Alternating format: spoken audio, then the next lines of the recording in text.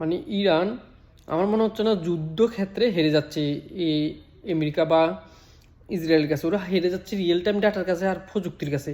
মানে আর একটু আগে একটা নিউজ দেখলাম যে 1 মিনিটের আক্রমণে 40 জন উচ্চপদস্থ নেতা নিহত হয়েছে ইরানের।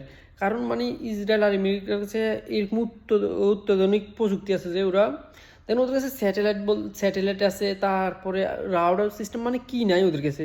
ইরানের চারিপাশে যে ওরা এই নৌবাহিনীর ভর নিয়ে আসছে বা বিমান নিয়ে আসতেছে, এগুলোতে শুধু যে অস্ত্র আছে এরকম কিন্তু না, এদের কাছে আছে বড় বড় অত্যাধুনিক যন্ত্রপাতি, রাউডার, তারপর অনেকগুলো দেখলাম স্যাটেলাইট, এগুলো দিয়ে মানে কি ইরানের কোথায় কী হচ্ছে ওরা সব মানে নজরদারি রাখতেছে। মানে কোন লেভেলের প্রযুক্তি ওদের কাছে। ইরানে ইরানে হামলা করতেছে, ইরানে হামলা কোথায় করতেছে, যেগুলো দৃশ্যমান প্রজেক্ট আছে এগুলোতে হামলা করতেছে।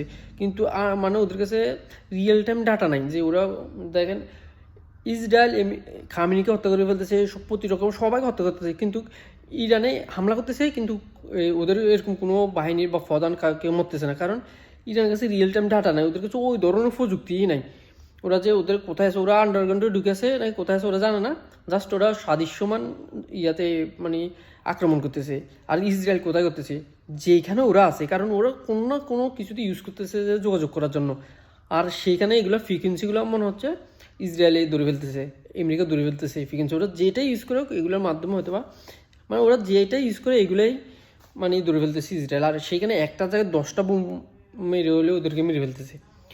মানে আমার কাছে মনে হচ্ছে যে ইসরায়েল বা আমেরিকা এখানে মানে প্রযুক্তির কাছে জিতে যাচ্ছে, যুদ্ধক্ষেত্রে বা অস্ত্র বা আন্ডারে না জিতলেও প্রযুক্তির কাছে কনফার্ম জিতে গেছে এই মানে জিতে যাচ্ছে আমেরিকা আর ইসরায়েল।